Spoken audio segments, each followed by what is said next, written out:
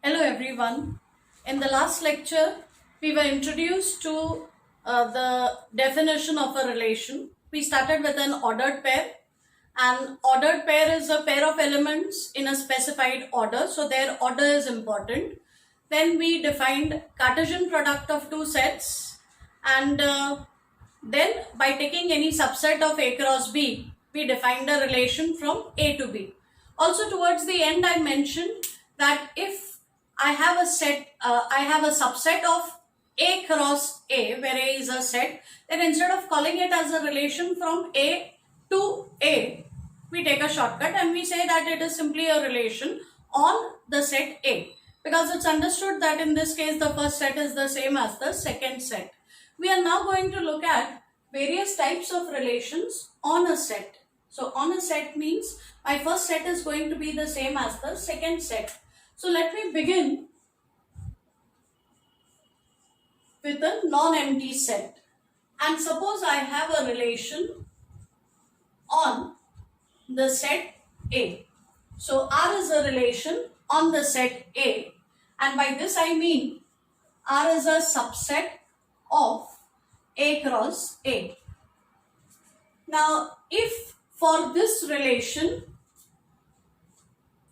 every element of the set is related to itself, that means A is related to A. This is the other notation that we had used for indicating that an ordered pair lies inside R. So if it so happens that A comma A is always inside R, that means A is related to R, and this must happen for every single element in A. If this property is satisfied for every element of the set A, we will say that this relation is reflexive. So reflexive means every element of the set has to be related to itself. So in case you wish to prove that a relation is not reflexive, use the negation of the definition. So in order to prove that a relation is not reflexive, all you need to do is to be able to find one element of the set which is not related to itself. That is enough to say that the relation is not reflexive. So if every element of the set is related to itself, you write it this way or you write it this way, it means the same thing. If every single element of the set is related to itself, then this kind of a relation is said to be a reflexive relation. Next, we are going to look at a symmetric relation. If whenever the ordered pair AB lies inside R, it's ulta. That means B comma A also belongs to R. So whenever I see an ordered pair inside the set, I should also see the reverse of that or the inverse of that inside R. So for every pair inside R, the inverse B comma A also should be inside R. Then such a relation will be called symmetric. And what is the other notation that we would have used for it? That is, if A is related to B, then B also has to be related to A. So if whenever A is related to B, the second element is also related to the first, then this relation is said to be symmetric. Note that it is possible to have a relation which is reflexive but not symmetric, which is symmetric but not reflexive, which is both reflexive as well as symmetric, and which is neither reflexive nor symmetric. So that way they are independent of each other. So next we are going to study a transitive relation. If whenever AB is an ordered pair in R and BC is also inside R, then I need to ensure that AC is inside R. So whenever, and to put it in other words, whenever A is related to B and B is related to C, A also should be related to C. So if the first element is related to the second and the second happens to be related to the third, then if it always implies that the first is related to the third, then such a relation is said to be transitive.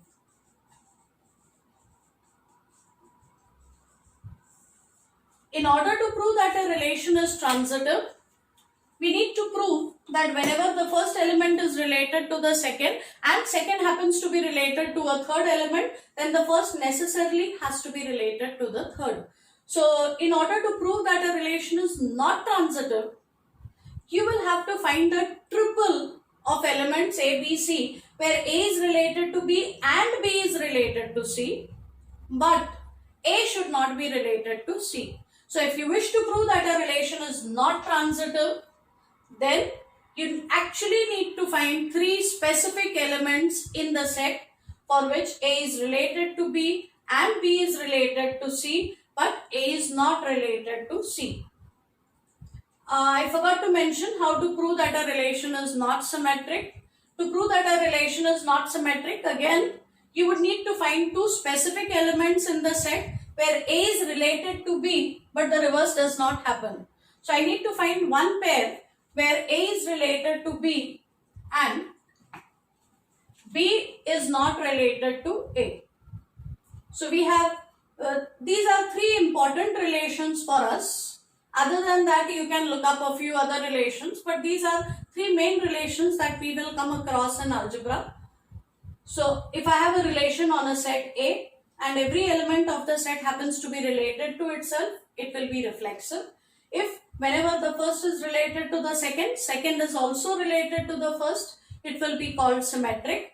And if whenever the first is related to second and second is related to a third element, implies that first is related to the third, it will be transitive. Now, as I said, you can have various combinations. In fact, you can have 8 different combinations between reflexive, symmetric and transitive, like reflexive, symmetric and transitive, reflexive, symmetric but not transitive. So try, and it will be a very good exercise to sit and list all 8 combinations. So the 8 combinations that I am talking about are reflexive, symmetric, transitive,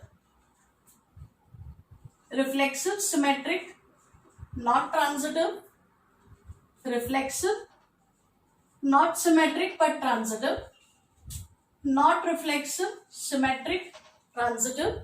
Then you can have 2 of them negation. So reflexive, not symmetric, not transitive, not reflexive, symmetric, not transitive, and not reflexive, not symmetric but transitive, and finally the 8th one will be not reflexive, not symmetric, not transitive.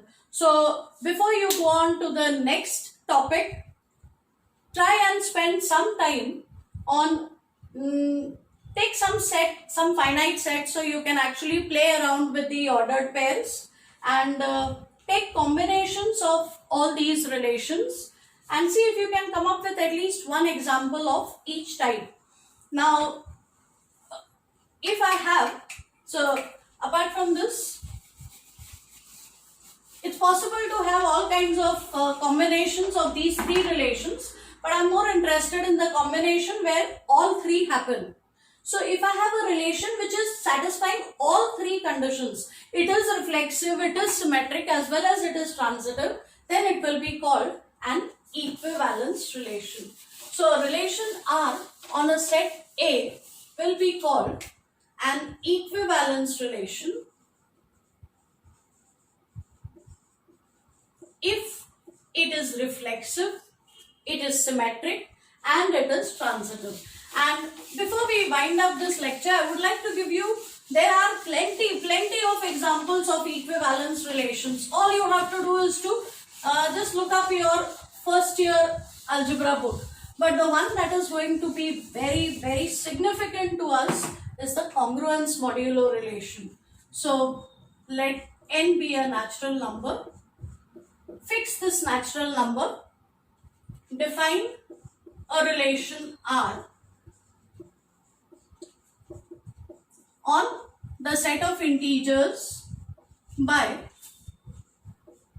A related to B if and only if A is congruent to B modulo N. And one can prove, in fact, the theorem that I gave you all in the earlier lecture where we proved three properties of congruences were precisely the reflexive property.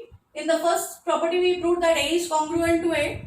Second property we proved that if A is congruent to B, then B also is congruent to A. So it is symmetric. And if A is congruent to B and B is congruent to C, we proved that A is congruent to C. So this tells me that the congruence relation is also transitive. So this is one very important equivalence relation for us.